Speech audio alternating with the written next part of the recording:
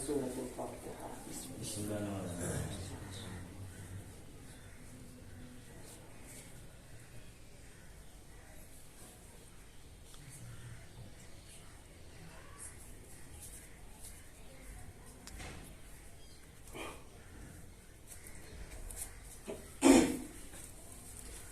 لا حول ولا قوة إلا بالله العلي العظيم. أعوذ بالله من الشيطان الرجيم. بسم الله الرحمن الرحيم. الحمد لله الذي هدانا لهذا وما كنا لنهتدي لولا أن هدانا الله. لقد جاءت رسول ربنا بالحق. الصلاة والسلام وتحية والإكرام على سيد أسلم ما في الوجود سر الله في كل موجود صاحب ولواء الحمد والمقام المحمود مولانا ومولى الكونين جد الحسن والحسين أبي القاسم محمد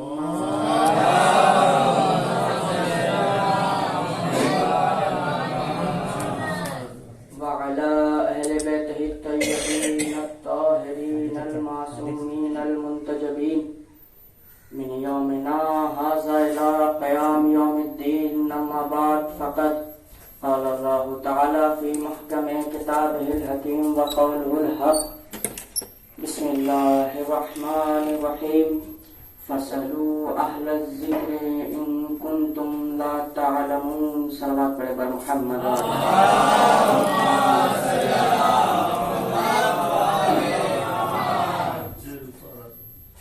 عزیزان گرامی، ماتم داران حسین، ماتم داران نصرت شہداء، جو سلسلہ گزشتہ برس عشرہ مجالس کا شروع ہوا تھا وہ ان سال اپنے دوسرے مرحلے میں ہے اور اس مرحلے کی آج دوسری مجلس ہے، یعنی عشرہ مجالس کی آج دوسری مجلس ہے. ہم ہر سال محرم کرتے ہیں، عزاداری کرتے ہیں، حسین کا ذکر کرتے ہیں. ہم آج بھی حسین کا ذکر سننے کے لیے اور پڑھنے کے لیے بیٹھے ہیں. آج 2 محرم ہے. آج دنیا کا کوئی کونا ایسا نہیں ہوگا کہ جہاں پر حسین کی بارگاہ نہ سجی ہو، دربار نہ لگا ہو. کون کہتا ہے کہ وہ حسین غریب ہے؟ جتنے اس حسین کے ممبر ہیں اتنے دنیا میں کسی کے پاس ممبر نہیں. جتنے اس کے لنگر ہیں اتنے دنیا میں کسی کے نام کے لنگر نہیں. جتنے اس کے مکان ہیں اتنے دنیا میں کسی کے پاس مکان نہیں. کون کہتا ہے کہ میرا حسین غریب ہے؟ جتنے اس کے خدمت گزار ہیں اتنے دنیا میں کسی کے پاس خدمت گزار نہیں. جتنی اس کی سواریاں ہیں اتنی دنیا میں کسی کے پاس سواریاں نہیں. اگر جملہ پہنچ جائے تو بتائیے گا. علامہ نسیم عباس رضوی کہتے ہیں کہ آدم سے لے کر خاتم تک تمام نبی اپنی امتوں سمیت حسین کے مہمان ہو جائیں تو حسین کے پاس اتنے مکان ہیں کہ سب کو ٹھہرا سکتا ہے. اتنے لنگر ہیں. جملہ مکمل ہو جائے تو پوری آواز سے بتائیے گا. حسین کے پاس اتنے مکان ہیں سب کو ٹھہرا سکتا ہے. اتنے لنگر ہیں سب کو کھلا سکتا ہے. اتنی سبیلیں ہیں سب کو پلا سکتا ہے. اتنے خدمت گزار ہیں سب کی خدمت کروا سکتا ہے. لیکن اگر کہیں حسین اپنے دیوانوں کو لے کر آ جائے تو سوائے خدا کے کسی میں طاقت نہیں.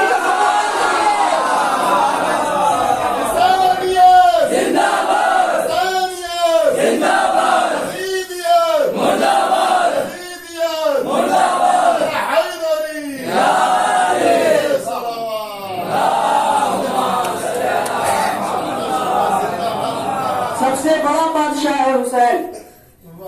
میں نے اپنی تمہید کو مکمل کیا. اب میں آتا ہوں اپنے موضوع کی طرف. خداوند عالم اپنی پاک و پاکیزہ کتاب میں ارشاد فرما رہا ہے فَاسْأَلُوا أَهْلَ الذِّكْرِ إِن كُنتُمْ لَا تَعْلَمُونَ. یہ وہ آیت ہے کہ جس کے ذریعے خدا انسان کو سوال کرنے کا طریقہ بتا رہا ہے. یہ آیت ایک ہے، اس میں نقطے 3 ہیں. کیا کہا؟ فَاسْأَلُوا أَهْلَ الذِّكْرِ إِن كُنتُمْ لَا تَعْلَمُونَ. سوال کرو اہل ذکر سے ان چیزوں کے بارے میں جنہیں تم نہیں جانتے. آیت ایک ہے، نقطے 3 ہے. پہلا نقطہ تو یہ کہ اللہ نے فرمایا فَاسْأَلُوا، سوال کرو. اللہ نے انسان کو سوال کرنے کی اجازت دی ہے، سوال سے روکا نہیں ہے. سوال کی اجازت ہی وہیں پہ دی جاتی ہے جہاں پر اطمینان ہو وہ جواب بھی ہم دے دیں گے، اور جہاں پر جواب کا ڈر ہو وہاں پہ سوال کی اجازت نہیں دی جاتی. کیا کہا؟ فَاسْأَلُوا، سوال کرو.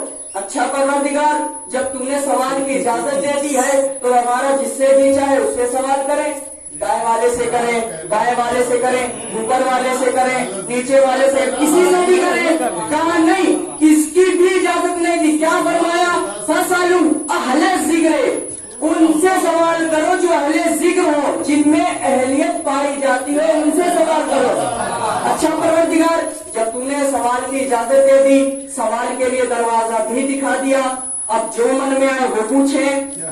کہا نہیں، اس کی بھی اجازت نہیں دی. کیا فرمایا؟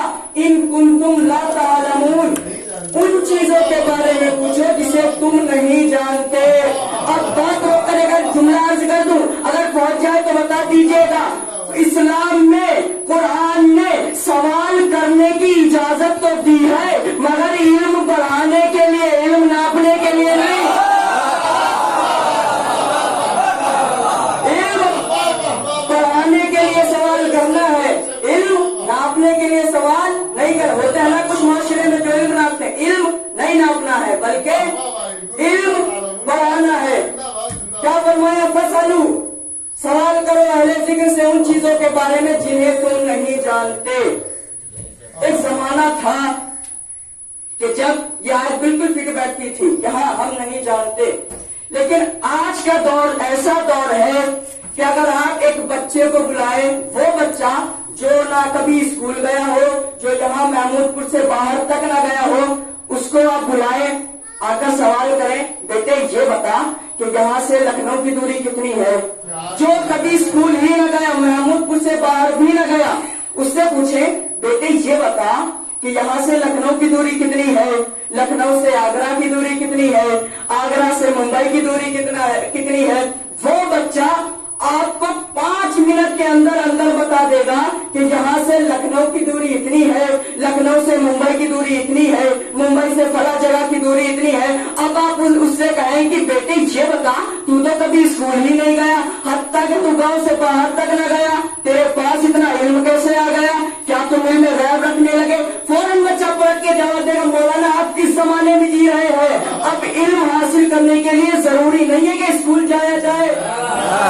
کیا مطلب؟ کہا مطلب یہ کہ ترقی نے میرے ہاتھ میں موبائل دے دیا ہے، اب موبائل میں ہے گوگل، گوگل میں کچھ بھی لکھیے جواب آ جائے گا. اس کا مطلب یہ ہے کہ آج کے دور میں گوگل ایک ایسی دنیا بن گئی کہ جو اپنے آپ میں ہر ایک سوال کا جواب رکھتی ہے. تو آج کے دور میں ہر نوجوان کے پاس موبائل ہے، موبائل میں گوگل ہے، کچھ بھی لکھتا ہے جواب آ جاتا ہے. یعنی آج کے دور میں ہر نوجوان سب کچھ جانتا ہے.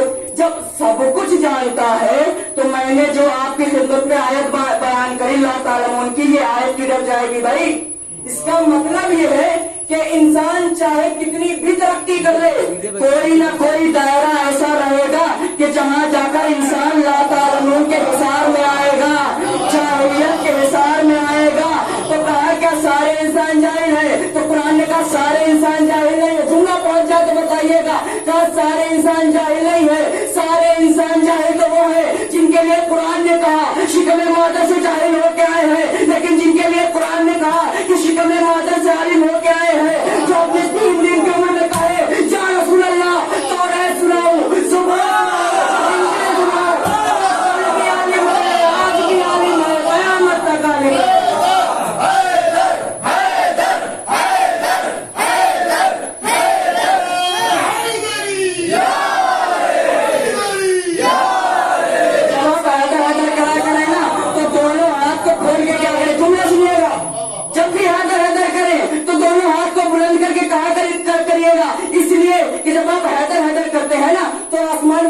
جبرائیل کے پاس جاتے ہیں, کہتے ہیں جبرائیل یہ بتاؤ یہ زمین پر کیا ہو رہا ہے. جبرائیل پلٹ کے جواب دیتے ہیں پریشان کیوں ہوتے ہو, جو اب تک اوپر ہو رہا تھا اب نیچے ہو رہا ہے.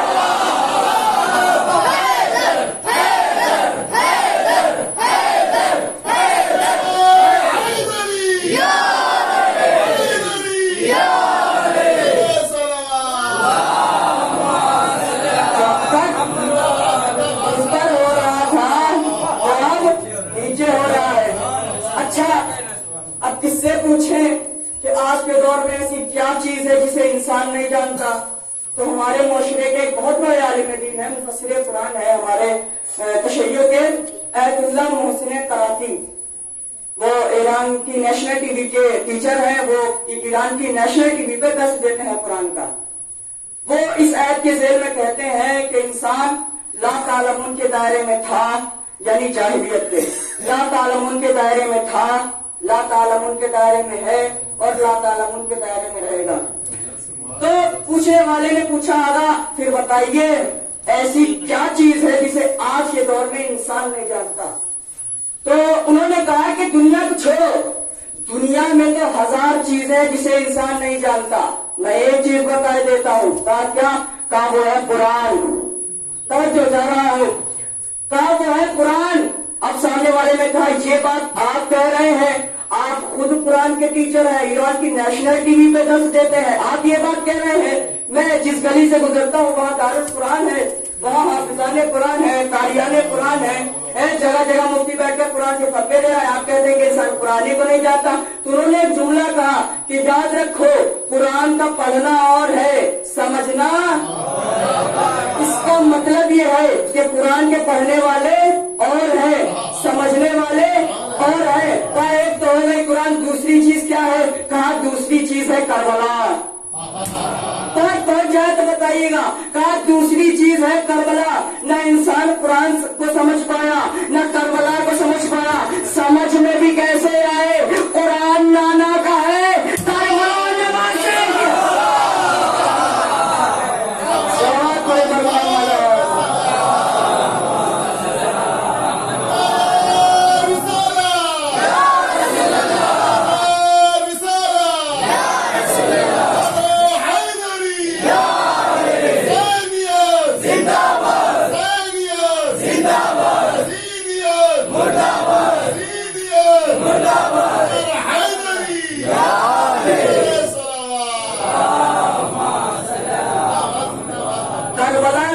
انسانی میں آ ہی نہیں سکتی. اتنا بڑا مجمع موجود ہے, کوئی بھی ہاتھ اٹھا کے یہ نہیں کہہ سکتا کہ مولانا حضرت صاحب میں پوری کربلا سمجھ گیا. کربلا سمجھ ہی میں نہیں آ سکتی. جب بھی ہم کربلا کا ذکر کرتے ہیں نا, محرم کو مناتے ہیں, تو لوگ پوچھتے ہیں کہ یہ بتائیے آپ کے یہاں محرم کا سب سے بڑا معجزہ کیا ہے. جملہ آرام سے پڑھوں گا, اگر پہنچ جائے تو بتاتے رہیے گا. محرم کا سب سے بڑا معجزہ کیا ہے؟ تو میں نے کہا محرم کا سب سے بڑا معجزہ یہ ہے کہ محرم میں گنگے بھی بولنے لگتے ہیں. بہت اچھا سن رہے ہیں, محرم میں گنگے بھی بولنے لگتے ہیں. اب سامنے والے نے کہا کیسی بات کر رہے ہیں, میں نے آپ کی بستی میں 2 گنگے دیکھے, وہ تو بولے ہی نہیں. کہا کہ میں اپنے گنگوں کی بات نہیں کر رہا, میں تمہارے والے گنگوں کی بات کر رہا ہوں. کہا مولانا میں ابھی بھی نہیں سمجھا. میں نے کہا تم ابھی بھی نہیں سمجھے تو جا کے مسجد میں دیکھو, جو مفتی سال بھر خاموش رہتا ہے وہ بھی محرم میں بدعت کے فتوے لا کے بولتا ہے. لوگ کہتے ہیں محرم کہتے ہیں کہ یہ بتائیے محرم مناتے کیوں ہیں, کیا وجہ ہے محرم میں عزاداری کرنے کی؟ تو کہا جاتا ہے کہ امام حسین محرم میں شہید ہو گئے تھے, اس وجہ سے ہم یہ عزاداری کرتے ہیں. پھر سامنے والا سوال کرتا ہے یہ بتائیے کہ امام حسین کیوں شہید ہو گئے تھے, کیوں قربانی دی امام حسین نے؟ تو اکثر کر ایک جملہ کہا جاتا ہے کہ دین خطرے میں تھا, اسلام خطرے میں تھا. اگر امام حسین نے اسی لیے اپنی جان دی کہ دین خطرے میں تھا, تو دین 61 ہجری میں خطرے میں نہیں آیا ہے. رسول کی وفات کے تیسرے دن ہی اسلام خطرے میں تھا. بھائی کربلا بنی ہے سن 61 ہجری میں, رسول گئے ہیں سن 11 ہجری میں. کتنے سال کا فرق, کتنے سال کا ڈفرنس؟ 50 سال کا. اس کا مطلب یہ ہے کہ ان 50 سالوں میں کچھ نہ کچھ ایسا ہوا تھا کہ جس کی وجہ سے امام حسین کو سن 61 ہجری میں کربلا بسانی پڑی. بھائی علی نے نہیں بسائی کربلا، حسن نے نہیں بسائی کربلا، حسین ہی نے کیوں بسائی؟ اس کا مطلب یہ ہے کہ جو پانی تھا وہ سر سے اوپر ہو چکا تھا. اب وقت تھا کہ جو ذوالفقار نیا میں رکھی تھی اسے باہر نکالا جائے. کیا ہوا ان 50 سالوں کے اندر؟ کیا وجہ تھی؟ آپ سنیے. ایک صحابی ہے رسول کے عباس، انہوں نے اپنے شاگرد سے کہا شاگرد میری عمر ہو چکی ہے، میں چاہتا ہوں کہ حج کر لوں، کیا پتا یہ میری زندگی کا آخری حج ہو. اس نے کہا ٹھیک ہے استاد جیسی آپ کی مرضی. کہا تیرا کام یہ ہے کہ جب بھی موسم حج آئے، حج کا مہینہ قریب آئے تو تو مجھے میرے گھر سے لے لینا اور لا کر مجھے مکے میں چھوڑ دینا، خانہ کعبہ کے پاس چھوڑ دینا. اس نے کہا ٹھیک ہے استاد. موسم حج آیا، شاگرد آیا استاد کے پاس، کہا استاد چلیے. کہا کہاں لے کے جانا چاہتے ہو؟ کہا حج کا مہینہ آ گیا ہے. کہا رکو چلتا ہوں. اب اس شاگرد نے عباس کو صحن کعبہ ملا کے چھوڑ دیے. سنیے 50 سالوں کے اندر کیا ہوا جس کے نتیجے میں کربلا بنی. شاگرد نے صحن کعبہ ملا کر عباس کو چھوڑ دیا. اب عباس نے کہا کہ اے شاگرد مجھے یہ بتا تو کیا مجھے خانہ کعبہ تک نہیں لایا ہے؟ کہا حضور آپ صحن کعبہ ہی میں کھڑے ہیں. کہا اچھا اگر میں صحن کعبہ میں کھڑا ہوں تو کیا اس بار کوئی حاجی حج کرنے نہیں آئے؟ کہا استاد ہزاروں حاجی ہیں، لاکھوں حاجی ہیں جو طواف کر رہے ہیں. کہا اب ایک جملہ، کہا اگر جملہ آپ کے ذہن تک پہنچ جائے تو بتائیے گا کیا اس بار حاجی حج کرنے نہیں آئے؟ کہا حضور ہزاروں حاجی ہے، لاکھوں حاجی ہے جو طواف کر رہے ہیں. تو عباس نے پلٹ کے کہا یہ بتا کہ میں آنکھوں سے اندھا ہوا ہوں، کانوں سے بہرا نہیں ہوا. اگر حاجی حج کر رہے ہیں اور تجھے دکھائی دے رہا ہے تو مجھے سنائی کیوں نہیں دے رہا ہے؟ اس کا مطلب یہ ہے کہ طواف صرف دیکھا نہیں جاتا، سنا بھی جاتا ہے. ابھی بھی نہیں پہنچے اور بات واضح کر دوں آپ کے لیے. اللہ کی طرف سے جتنے بھی اہم حکم آئے وہ دونوں کام ہوئے، دکھائے بھی گئے، بتائے بھی گئے. اسی لیے رسول نے غدیر میں علی کو دکھایا بھی بتایا بھی. صلوات پڑھے گا محمد.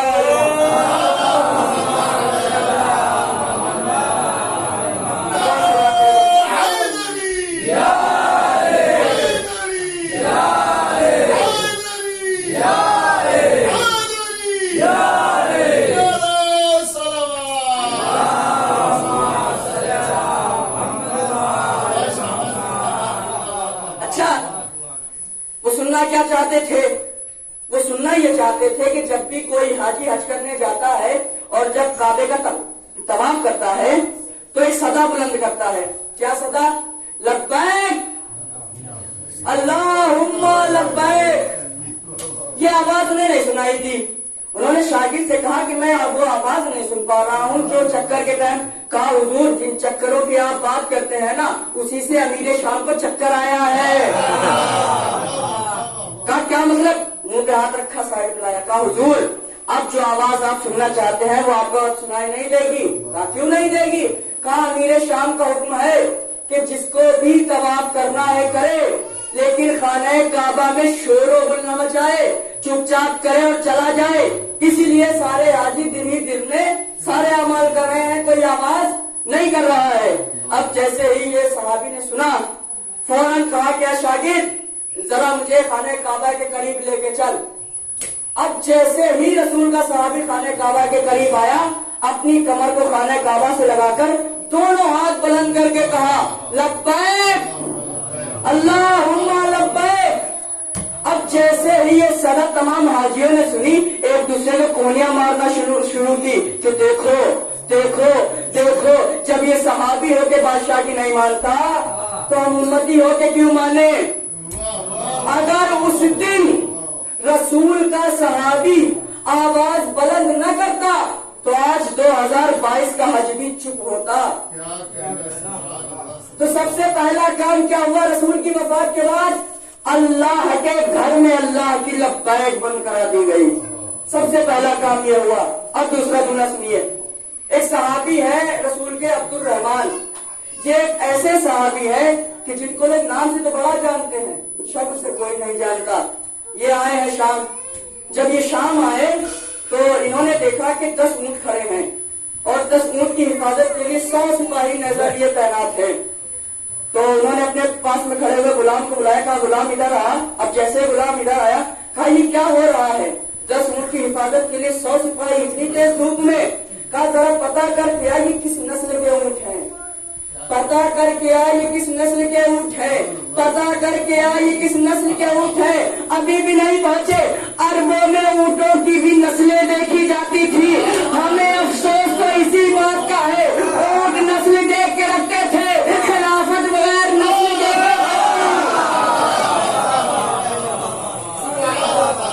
پتا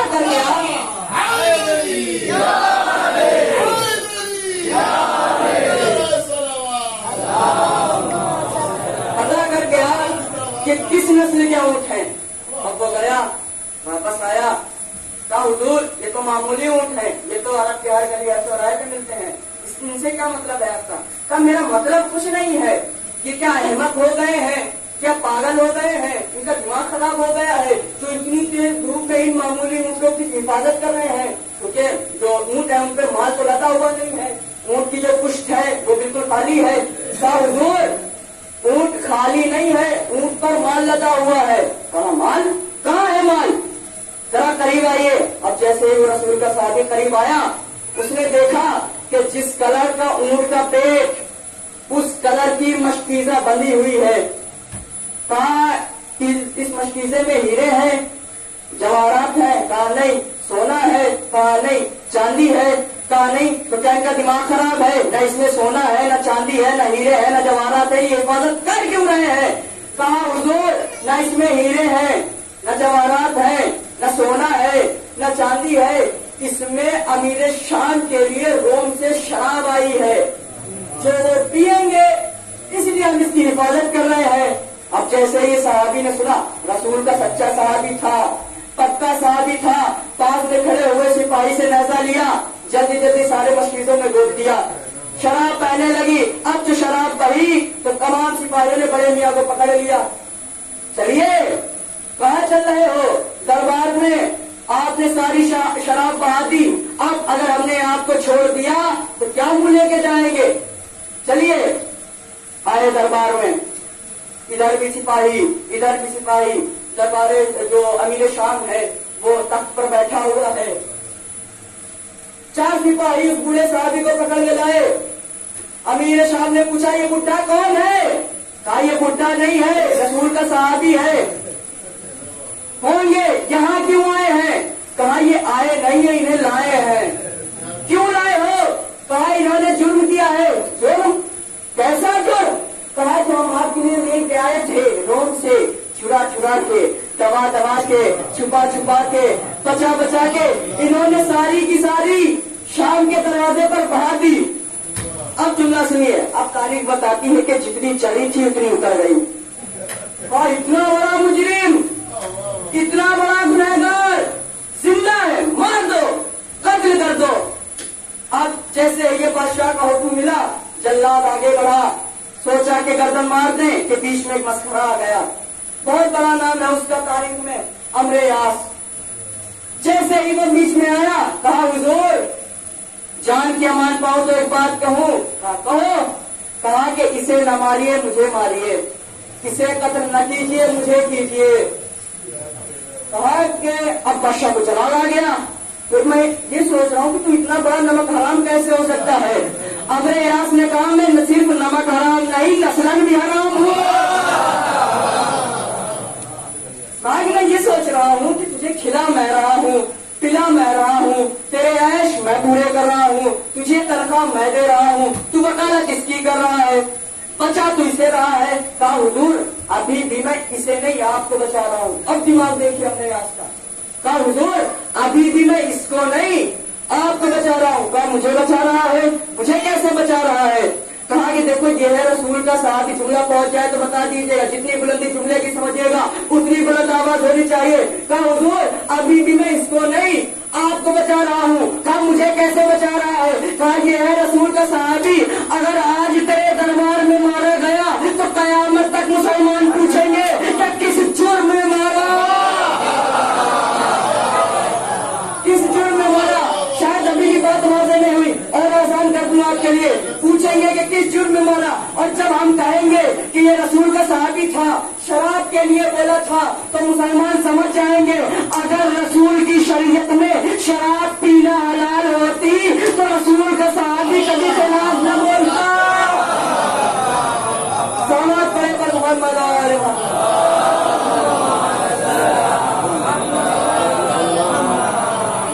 سب سے پہلا کام کیا ہوا؟ اللہ کے گھر میں اللہ کی لبیک بند کرا دی گئی. دوسرا کام کیا ہوا؟ شراب عام کر دی گئی. اوپر والا بھی پی رہا ہے، نیچے والا بھی پی رہا ہے، عالم جاہل پروفیسر وکیل سب ایک ہی رنگ لگے ہوئے ہیں. بھائی کسی بھی قوم کا پتہ کیسے چلتا ہے؟ جو لیڈر ہو، مولانا، مولوی صاحب، حجت الاسلام، آیت اللہ، ان سے ہی تو پتہ چلتا ہے نا. بات خود خلیفۃ المسلمین پی رہا تھا. مسلمانوں کو اتنی ہی نہیں رہی تھی کہ رسول نے شراب کو حلال کہا ہے یا حرام. یہی وجوہات تھے، کئی وجوہات تھے. انشاءاللہ آئندہ مجالس میں آپ کی سنت پر بیان کروں گا کہ جس کے نتیجے میں کربلا بنانی پڑی امام حسین کو. سب مسلمانیت سے خارج ہو چکے تھے. آج میں اپنی منزل پہ آ گیا، مجھے مختصراً کام لینا ہے. ہم یہ جو عزاداری کر رہے ہیں، جو ماتم کر رہے ہیں، یہ ان لوگوں کی بدولت ہے کہ جس زمانے میں عزاداری کی اجازت ہی نہیں ہوا کرتی تھی، انہوں نے اس زمانے میں اپنے سر کٹا کے خود کو دیواروں میں چنوا کے یہ عزاداری سے دشوتا برتا کی. آج اگر ہم روئیں تو یہ سوچ کے نہ روئیں کہ میں مجلس پڑھ رہا ہوں، یہ سوچ کے روئیں کہ بیٹی تمہارا بہت بہت شکریہ کہ تم نے ہمیں اپنے لال کے رونے کا موقع دیا. ایک زمانہ تاریخ نے وہ بھی دیکھا کہ جب حسین کا نام جس زبان پہ آتا تھا وہ زبانیں کاٹ دی جاتی تھی. جن زبانوں سے حسین کے نام پر آنسو بہا کرتے تھے ان آنکھوں میں آگ ڈال دی جاتی تھی. وہ زمانہ تاریخ نے بھی دیکھا. چند گزشتہ سال ہمارے لیے بڑے مشکل کے وقت تھے، لیکن ہمیں عزاداری سے روکا نہیں گیا. یہ ضرور کہا گیا کہ آپ یہاں عزاداری کریں، یہاں نہ کریں، لیکن کسی نے منع تو نہیں کیا. ایک زمانہ وہ بھی تاریخ نے دیکھا کہ بالکل اجازت ہی نہیں ہوا کرتی تھی. ہاں عزادار متوکل کا حکم ہوا. کون متوکل؟ ایران کا بادشاہ متوکل. اس کا حکم ہوا کہ جسے بھی روضہ امام حسین کی زیارت کرنی ہے وہ اکیلا نہ آئے، اپنے ساتھ کسی ایک کو لے کے آئے. کیوں لے کے آئے؟ اس لیے کہ جو ساتھ میں آئے گا پہلے اس کی قربانی دی جائے گی، دوسرے کو اجازت ملے گی جانے کی. تاریخ نے یہ بھی منظر دیکھا کہ قتل بھی زائرین کو روک نہ سکا. متوکل نے جن سپاہیوں کو لگایا تھا سیکورٹی کے لیے کہ دیکھتے رہنا کہ کوئی بھی روضہ امام حسین میں نہ جانے پائے، وہ سپاہی بتاتے ہیں ہم ایک رات بیٹھے ہوئے تھے، ہم نے دیکھا کہ ایک نقاب پوش بی بی روضے کی طرف چلی آ گئی. ہم نے جیسے دیکھا فوراً بی بی کے پاس گئے، کہا بی بی کہاں جانا چاہتی ہو؟ تو اس نے آنکھوں کے اشارے سے کہا کہ ہم روضہ امام حسین کی زیارت کے لیے جانا چاہتے ہیں. تو کہا بی بی تمہیں قانون نہیں پتا، تمہیں قاعدہ نہیں پتا کہ جس کو بھی زیارت کرنی ہے وہ اکیلا نہ آئے، ساتھ میں کسی کو لے کے آئے. آزادار قیامت کا جملہ ہے. اب وہ سپاہی بتاتے ہیں کہ اس بی بی نے اپنی آغوش کی طرف دیکھا اور کہا سپاہیوں میں اکیلے نہیں آئی ہوں، اپنے ساتھ آغوش کا پالا لے کے آئی ہوں. آزاداروں تاریخ بتاتی ہے، سپاہی بتاتے ہیں کہ ہم نے سوچا کہ اگر ہم ظلم کی شدت میں اضافہ کریں گے تو شاید یہ بھی ڈر کے پیچھے ہٹ جائے اور اس کا بچہ بچ جائے. کہا بی بی ہم قتل تو تو کریں گے لیکن تیری آغوش سے لے کے قتل نہیں کریں گے، بلکہ تیری آغوش ہی میں تیرے بچے کو ذبح کریں گے۔ ہو سکتا ہے یہ ہمیں محسوس نہ ہو، آپ کو محسوس نہ ہو، ذرا کسی ماں کے دل سے پوچھئے کہ جو زیارت پہ جانا چاہے اور اپنے بچے کو قربان کر دے۔ دارو اب سپاہی بتاتے ہیں کہ ہم نے اس کے بچے کی گردن پر چھری چلانا شروع کی۔ سپاہی بتاتے ہیں کہ ہم یہ دیکھ رہے تھے کہ وہ ماں اپنے بچے کو نہیں چھینک رہی ہے، روزہ امام حسین کی طرف دیکھے جا رہی ہے اور کہہ رہی ہے کہ میری آغوش حسین کی آغوش سے بڑھ کر تو نہیں کہ جہاں پر چشمہ علی اصغر کے گلے میں تیر لگا۔ ہاں زیادہ اب تاریخ بتاتی ہے کہ جیسے ہی وہ بچہ قتل ہوا، میں نے اپنے آغوش کی طرف دیکھا اور کہا کہ لاڈلے مجھے معاف کر دینا، لاڈلے مجھے معاف کر دینا۔ اگر تو جانتا ہے کہ اگر تو اس لائق ہوتا کہ تو اپنے پیروں چل کر زیارت کے لیے چلا جاتا تو میں تیری ماں ذبح ہو جاتی، تجھے زیارت کے لیے بھیجتی۔ ہاں زیادہ بچہ قتل ہو گیا، بی بی گئی زیارت کے لیے۔ بیوی بتاتی ہے کہ میں جیسے ہی روزے میں گھسی، جیسے ہی روزے کے اندر گئی، میں نے پہلا طواف شروع کیا۔ میں نے جیسے ہی طواف شروع کیا، میں نے دیکھا کہ کوئی نقاب پوش بیوی ہے جو میرے بچے کو کھلا رہی ہے۔ ہاں زیادہ میں نے دھیان نہیں دیا، میں نے سوچا کہ شاید ابھی ابھی میرا بچہ میری نظروں کے سامنے قتل ہوا ہے، شاید شدت محبت کی وجہ سے مجھے دکھائی دے رہا ہے۔ میں نے دھیان نہیں دیا، میں دوسرا طواف کرنے لگی۔ جیسے دوسرا طواف کیا فوراً پھر مجھے وہ بی بی نظر آئی، میں نے پھر بھی دھیان نہیں دیا، میں نے سارے طواف مکمل کیے اور میں جانے لگی۔ جب میں جانے لگی تو پیچھے سے کسی بی بی کی آواز آئی، بی بی کہاں جا رہی ہو؟ اکیلی جا رہی ہو؟ اپنے ساتھ اپنے بچے کو لے کے نہ جاؤ گی؟ کہا بی بی میں تو ابھی ابھی اپنے بچے کو قربان کر کے آئی ہوں۔ تو کہا کہ بی بی تم نے اپنے بچے کو میرے حسین پہ قربان کیا تھا، تم شاید جانتی نہیں ہو، ہم اہل بیت جو حسین کے نام پر دے دیتے ہیں وہ واپس نہیں لیتے۔ بی بی نے تڑپ کے کہا ہے شہزادی کاش کربلا میں آ گئی ہوتی، جمرباد کی گوٹ کا پالا ہرملا کے سہشوں میں تیر کا شکار ہوا۔ بیویاں ماتم کرتی رہی، اللہ رحمت اللہ علی القوم الظالمین۔